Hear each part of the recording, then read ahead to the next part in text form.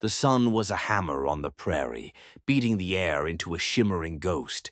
Thomas rode slow, his hat pulled low, but there was no escaping the glare. Every creak of the saddle leather sounded like a gunshot in the dead quiet. The dust didn't even try to rise, it just puffed up around his horse's hooves and gave up. This was empty country. No birds, no wind, just the taste of sage and a silence so deep it felt wrong. Up ahead, a shape broke the clean line of the horizon. A barn, or what was left of one.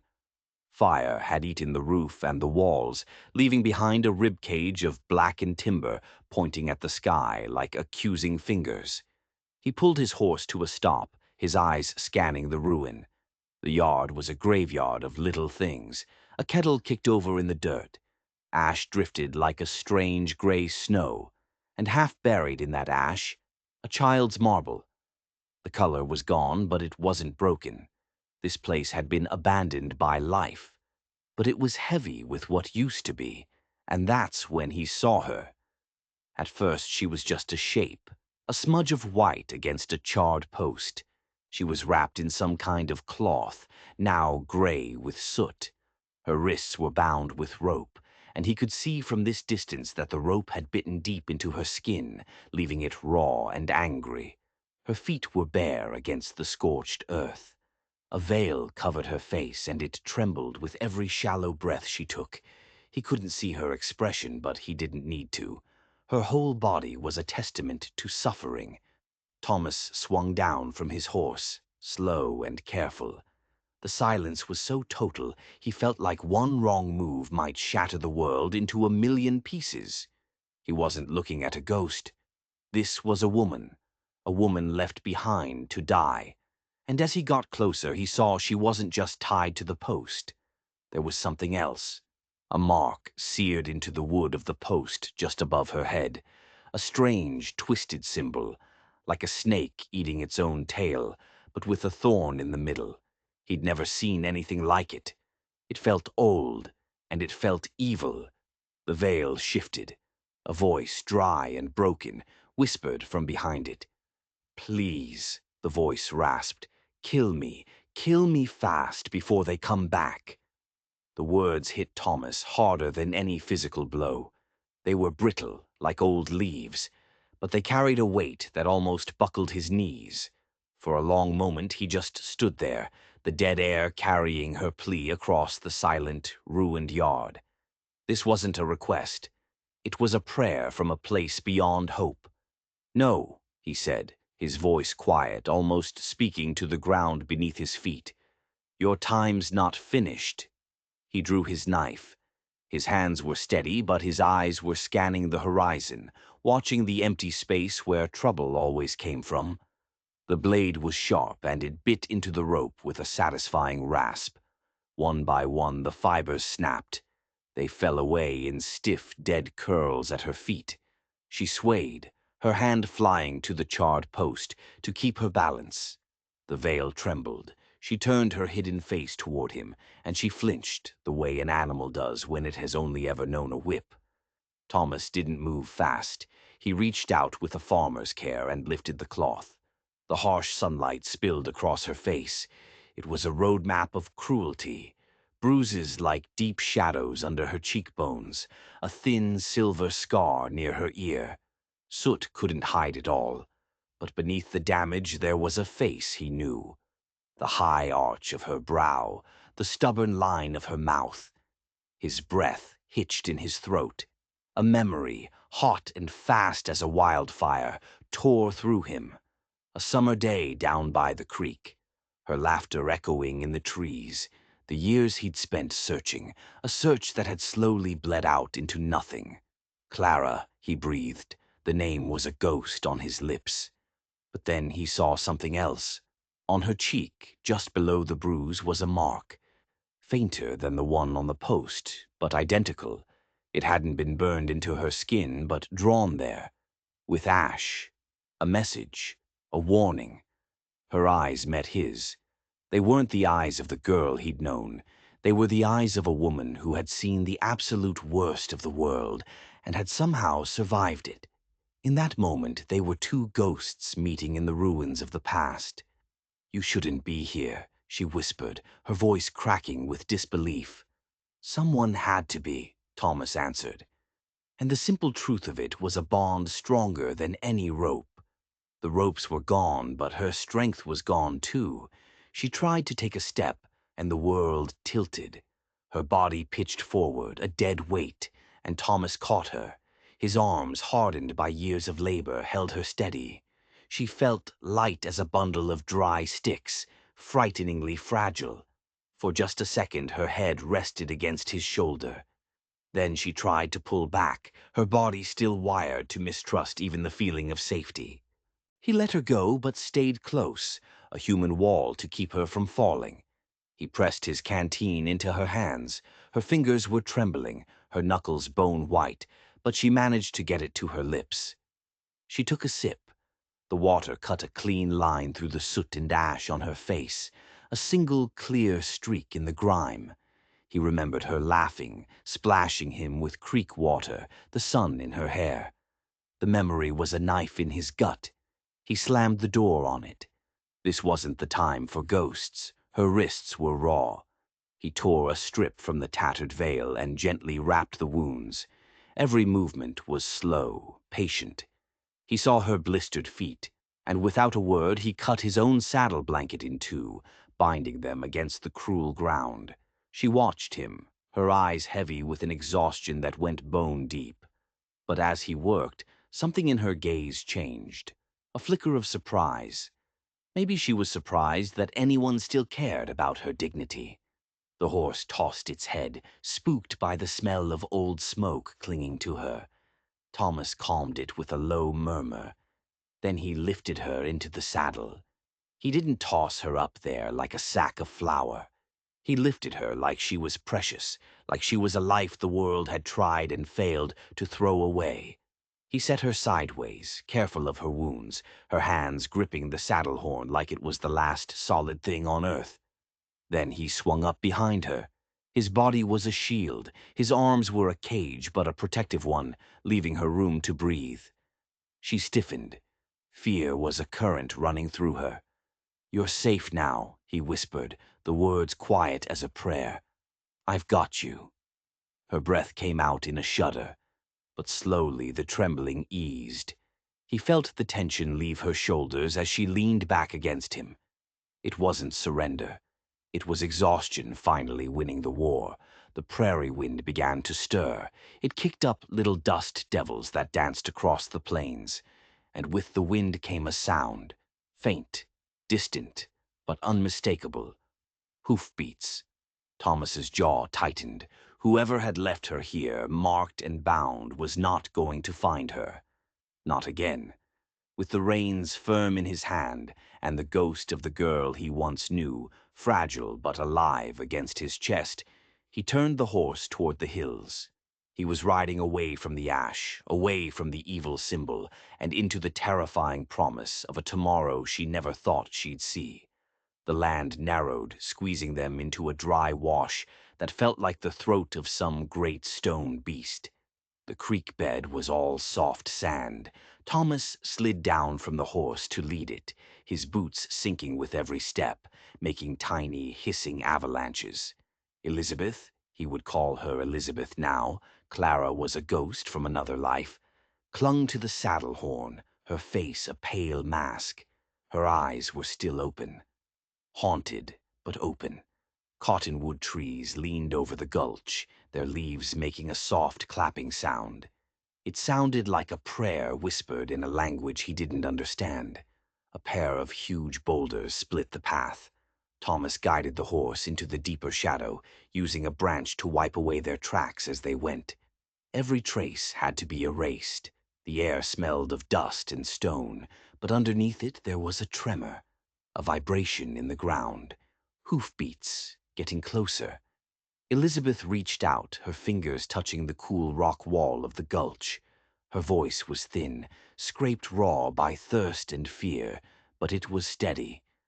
"I can bear what I must," she said, "until I reach a place where my name means something again." Thomas stopped. He looked up at her, his face as solid and dependable as the land itself. "Then we'll make that place," he said, his voice a low rumble. "You won't have to walk into it alone." For a long moment she just looked at him, and in her eyes he saw it. Not just the ruin, not just the pain. He saw a tiny, stubborn flame that refused to be extinguished. Above them, on the ridge, a plume of dust rose against the blue sky, a veil shaken by an unseen hand. The riders. Thomas set his jaw. He pulled on the reins and pressed onward, deeper into the stone shelter of the gulch. Every step was a silent vow. They would not have her again. Late afternoon sun painted the land gold. The trail opened up into a basin, and at its edge was a stage station, hunkered down against the earth like it was bracing for a blow. The porch sagged. The tin roof had patches, but a thin curl of smoke rose from a stovepipe. It was a sign of life in a land that offered mostly death. It was a sign of safety. Thomas swung down and lifted Elizabeth from the saddle. She leaned on him, her body betraying her will. In the doorway, a woman stood watching them. She was broad-shouldered, with a long gray braid hanging down her back. Her eyes were calm, practiced. They took in the scene, the exhausted man, the broken woman, the makeshift bandages, and showed no surprise. This was Clara, the station widow, a woman who had seen it all and was impressed by none of it. She didn't ask a single question. She just stepped aside and opened the door wider. The air inside was cool. It smelled of flour and kerosene and the faint, sweet scent of stored apples. The walls were rough-hewn, but the floor was swept clean. Without a word, Clara the widow filled a basin with water. She wrung out a cloth and pressed it gently into Elizabeth's hands. Elizabeth's fingers trembled, but she wiped at her face.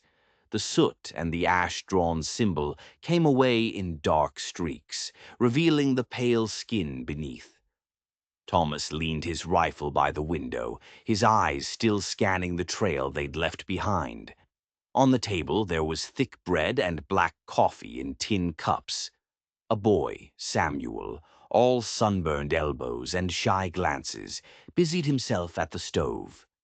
Elizabeth ate slowly. Her shoulders were tight, as if she expected the food to be snatched away at any moment, but the bread was warm and real. The coffee was hot and steadying. Across the table, the widow Clara moved with a quiet efficiency. She knew where kindness was needed and where questions would only cause more pain. No one spoke of burned barns or ropes or symbols drawn in ash. The silence was its own kind of mercy. For the first time since Thomas had cut her free, Elizabeth wasn't listening for hoofbeats. The safety was thin, no thicker than the station's walls. But it was enough. It was enough for her to breathe. It was enough for her shoulders to finally drop. And in that small, quiet room, she tasted not just bread, but the faint, forgotten flavor of hope. Night fell like a thick blanket over the station. The only sounds were the hum of crickets and the groan of old timber. Inside, a single lamp pushed back the shadows. Samuel, the widow's boy, took the first watch. He sat on the porch, his rifle awkward across his knees, trying to look older than he was. Thomas. The story had him as George for a moment, but his name was Thomas, stretched out on a pallet near the wall. He closed his eyes, but he wasn't sleeping. He listened to the boy shifting his weight, the scrape of metal on wood. Vigilance was the only shield a man had out here. Across the room, Elizabeth lay on a cot. Her breathing was a broken rhythm, catching in her throat, then sinking deep when exhaustion finally dragged her under. The basin of dark water sat beside her. Around midnight, Samuel tapped on the door frame. Thomas rose without a word, taking the rifle. He took the boy's place on the porch. The night sky was a vast black field, scattered with sharp, diamond-hard stars. He heard Elizabeth stir behind him. He turned his head just enough to see her in the doorway. Starlight silvered her face. She held his gaze. No words were spoken, but something passed between them. Something more fragile than trust, but stronger than silence. It was the look of a person testing the ground, daring to believe it might actually hold her weight. She looked away, but the moment hung in the air. Thomas turned back to the dark horizon. He couldn't offer her promises. He could only offer his presence. He could be the man on the porch, the rifle in his hands, the steady silhouette against the night. Inside, Elizabeth kept her eyes open a little longer. She watched him, a guard at the gate. She thought of all the other nights, rooms with no windows, walls that listened, doors that only opened for more pain. This silence was different. This silence was a shield. Slowly, her breathing evened out, the jagged edges smoothed away. She slept. Thomas stayed on the porch, listening to the prairie breathe. He weighed every rustle in the grass, every sigh of the wind. Nothing came. The riders were out there, a poison in the dark, but they weren't here. Not tonight. When the first pale light of dawn touched the horizon, Elizabeth stirred again. This time it wasn't with fear. It was with the cautious, quiet relief of someone who had survived one more night. In the fragile morning, a foundation had been laid. It was just a few stones, but it was something to build on. By the next afternoon, they reached it, the place Thomas called home, an old ranch house, stubborn and weathered, rising out of the tall grass.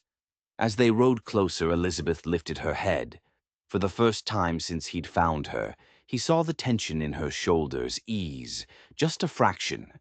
The fence was sagging, but it was still standing. A single massive oak tree spread its branches like a benediction over the yard. The cabin itself was marked by time, but not by neglect. It looked like it had taken its share of storms and was ready for more. It had endurance. Thomas slowed the horse, letting her take it all in. The worn rails of the fence, the sway of the grass, the straight, solid door. A tiny curve touched her lips. It wasn't a smile. It was something quieter. A sigh of relief given human form. He swung down and held out his hand. She hesitated for a second, then placed her palm in his. Her legs were unsteady when she hit the ground, but she caught herself against the saddle. He respected her need to stand on her own. Inside, the air was cool and smelled of cedar. A wide table stood near the hearth, its surface a geography of knife scores from 1,000 meals. Shelves were lined with jars. Not abundance, but enough. He drew water from the well, the rope groaning in protest. He brought it to her. She drank deeply, and a little color returned to her cheeks. She set the tin cup down, and he noticed her hands weren't trembling anymore. That night he cooked beans and bacon. The smell filled the small cabin, a smell of simple warmth, of home. She ate slowly, tasting every bite, reassuring herself it was real. When they finished, she moved to the small window and began to mend the hem of her dress, with thread she pulled from an old shirt. The lamplight caught in her hair, turning it to muted gold, and Thomas, tending the fire, realized something profound. For the first time in years, the cabin didn't feel empty. It had stopped being a fortress against his own loneliness. It had become a shelter for hers. It had become a foothold. The days found a rhythm they didn't know they were looking for. It was a rhythm made of small tasks and long, comfortable silences. Elizabeth was always the first one up. She moved with a cautious grace, still testing the world to see if it would hold her. But every morning she seemed a little more sure of the ground beneath her feet. One morning Thomas came back from the corral and found her kneeling in the dirt behind the house. The earth was dry and hard, but she was pressing seeds into it one by one. "Flowers," she said when she saw his shadow.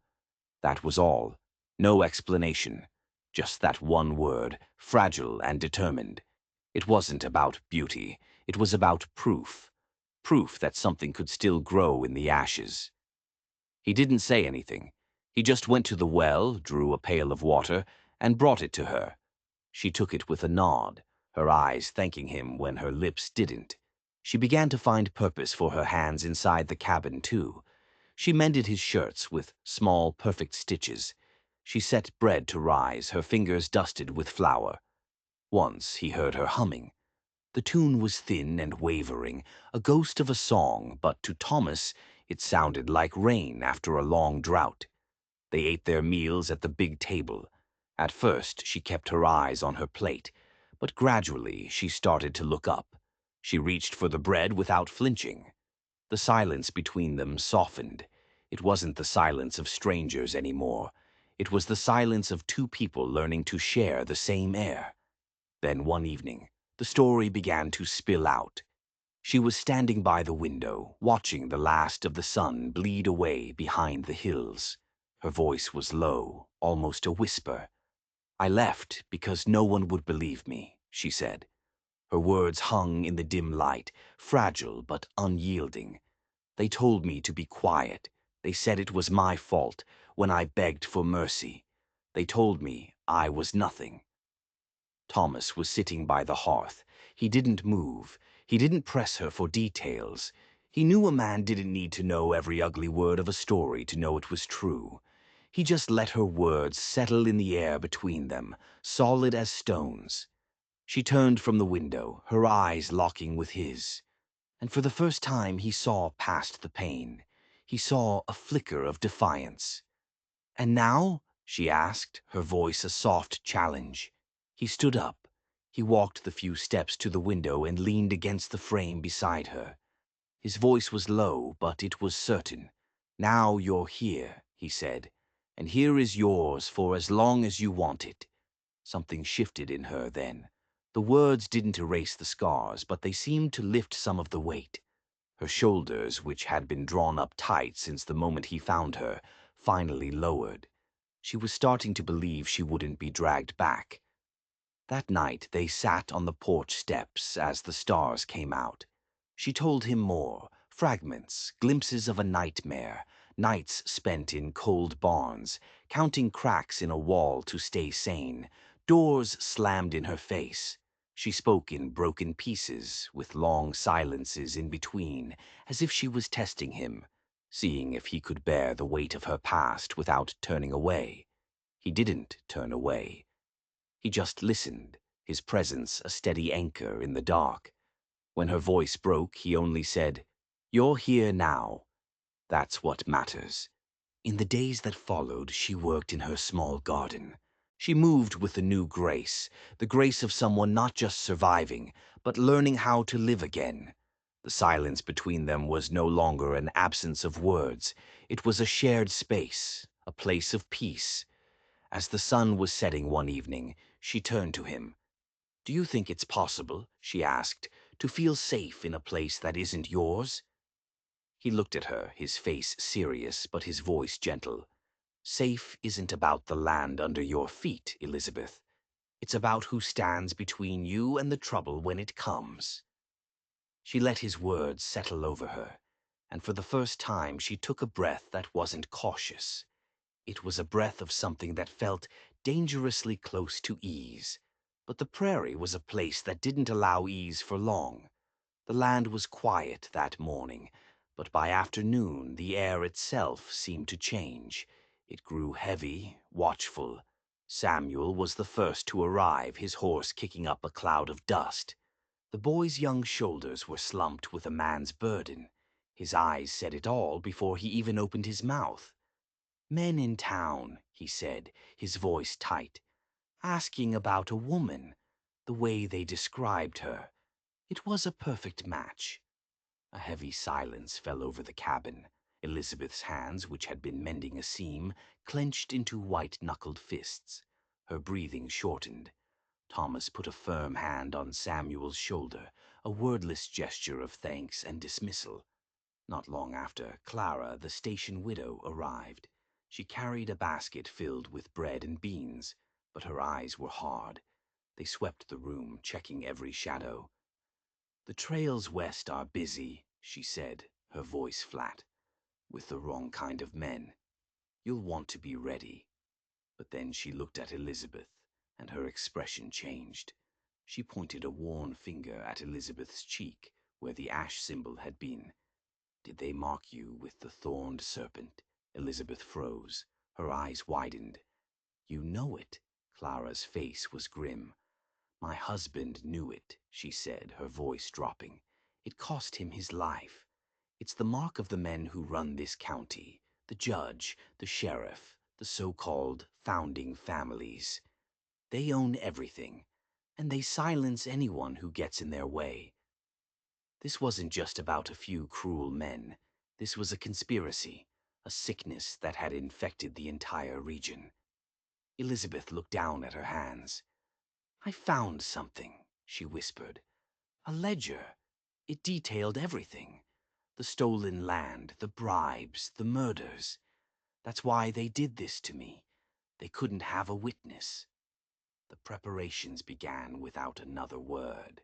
Thomas oiled his rifle, the steady shick-shick of the cloth on steel a grim promise. He laid out the cartridges in neat rows. Samuel stacked wood on the porch, his usual whistling replaced by a silent, focused intensity. The widow Clara filled a kettle, her hands steady, her movements practiced. She'd been through this kind of waiting before. And then Elizabeth did something that surprised them all. She walked to the shelf, took down the box of shells, and carried it to the table. She sat down and began checking each one, her fingers nimble, her movements calm. Thomas watched her, and a tight knot formed in his chest. This was not the woman he had found tied to a post. This was a woman who was taking her stand. As the sun went down, the land grew quiet. It was a predatory stillness. They ate a meal of bread and coffee, a silent ritual before the storm. Outside, the sky turned a deep, bruised purple. Samuel sat on the porch steps, rifle across his knees. Inside, Clara moved like a shadow, her presence a bedrock of calm. Elizabeth sat at the table, her eyes on the window, measuring the darkness. Thomas stood in the doorway, his rifle in the crook of his arm. He watched the horizon. In that quiet cabin, they weren't four separate people. They were a circle. They were a line drawn in the dirt. The wind shifted, carrying the faint, unmistakable scent of dust and horses. Thomas's jaw hardened. Trouble was on its way. But this time it wasn't coming for a lone, helpless woman. It was coming for all of them.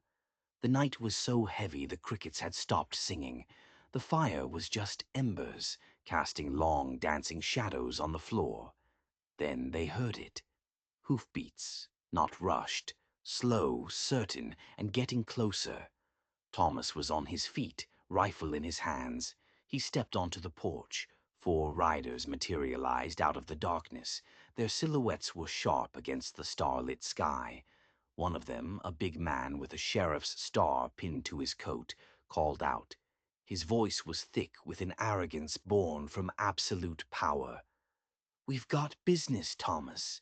The woman inside, she belongs to us. The words were like stones thrown through the window. Elizabeth flinched, but the widow Clara's hand found her arm, a steadying weight. Thomas didn't look back. His voice was calm, but it carried across the yard like a death sentence. No one here belongs to anyone. The sheriff laughed, a low, ugly sound. He swung down from his horse. You think she's worth dying for? She's a liar and a thief. The whole town knows it. We just delivered the town's justice. That brand on the post, Thomas said, his voice dropping even lower. That's not justice. That's a confession. The sheriff stopped. His smile faded. You don't know what you're messing with, farmer. Thomas took 3 slow steps off the porch, leveling the rifle. The barrel was rock steady. Value isn't yours to measure, he said. Not hers. Not anyone's. Behind him, Samuel had slipped into the shadows of the woodpile, his own rifle raised. The widow Clara stood in the doorway, a heavy pistol in her hand that looked like it belonged there. Inside, Elizabeth found her voice. It was soft, but it cut through the night air. I won't go, she said. Not now. Not ever. The sheriff sneered, his hand drifting toward his own gun. The night hung on a razor's edge, and then the wind came. It wasn't a breeze, it was a sudden violent roar, as if the land itself had finally had enough. Dust exploded from the ground, a blinding, choking storm. The horses screamed and reared, their eyes rolling in panic. The men cursed, blinded, struggling to control their mounts. Through the chaos, Thomas didn't move. He was rooted to the earth. The wind tore at his clothes, but his aim never wavered. "Best leave," he yelled over the howl of the wind, "while the night's still yours to leave in." The sheriff glared, his face a mask of fury and dust. For a long, tense moment, he held Thomas's gaze. Pride was at war with survival. Finally, he spat a curse into the storm, turned, and hauled himself into the saddle. The others followed, their shapes swallowed by the roaring darkness. The wind died as suddenly as it had arrived. The dust settled. The silence that returned was heavier than before. Thomas slowly lowered the rifle. Samuel stepped out from the shadows, his face pale but his eyes blazing. Clara let out a long, slow breath, and Elizabeth stood in the doorway, framed by the lamplight. Her eyes met Thomas's. There was no victory in her expression, just the quiet, grim understanding that this wasn't an ending. It was the beginning of the war. Morning broke soft and clean. The prairie seemed scrubbed new. Inside the cabin, a kettle hummed on the stove. Elizabeth sat at the table, mending one of Thomas's shirts. Her stitches were neat, steady. When Thomas came in, he just stood for a moment, watching her. She looked up, and for the first time, a real smile touched her lips. Quiet, but true. They ate breakfast, the silence between them now filled with a shared history, a shared victory. It was comfortable, familiar. He added a log to the fire without being asked. She refilled his coffee cup before her own. Small things that said everything. Later they worked in the garden together, side by side, their shadows stretching long in the morning sun. Every weed pulled, every drop of water poured, was a quiet declaration. This place is ours.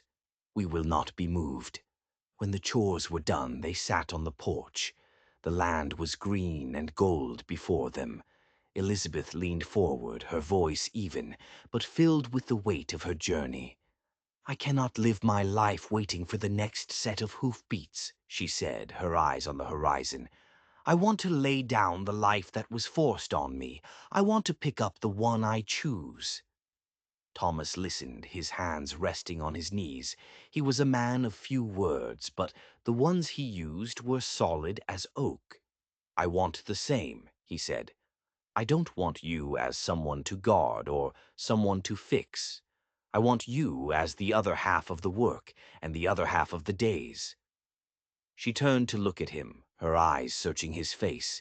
Disbelief warred with a desperate hope. Her hand moved, light as a feather, and rested on top of his. She didn't answer right away. She let the silence stretch, testing its strength. Finally, her fingers tightened around his. "I will stay," she whispered, her voice steady and clear. "If you will have me as I am, scarred, changed, but unbroken." Thomas turned his hand, his fingers lacing with hers. A rare, almost shy smile touched his lips. "Then we should make it known," he said. "Proper." He told her about the little church on the hill, small, plain, but its bell rang true. Her lips parted. A single perfect tear traced a path down her cheek. She nodded once. A slow, certain movement. This wasn't a decision born of fear or desperation. It was a choice. The one thing they had tried to steal from her, and the one thing she had finally taken back. The sun climbed higher, spilling its light over them like a blessing. The day they rode to the church, the sky was a pale, clean blue. There were no crowds, no fancy carriages.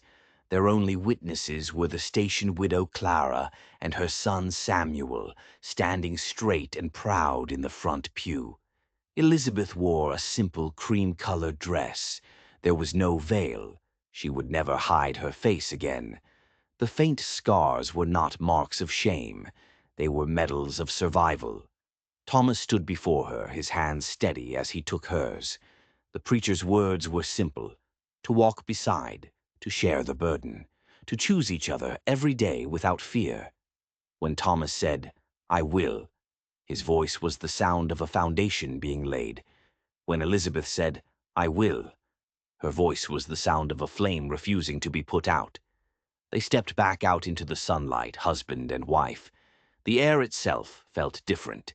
It felt like a beginning. Back at the ranch, Elizabeth took Thomas's hand as they watched the sunset, painting the fields in shades of fire and gold. No veil, no ropes, no fear. Just the quiet certainty that they had chosen this life, and this life would hold. The cabin behind them was no longer just a shelter.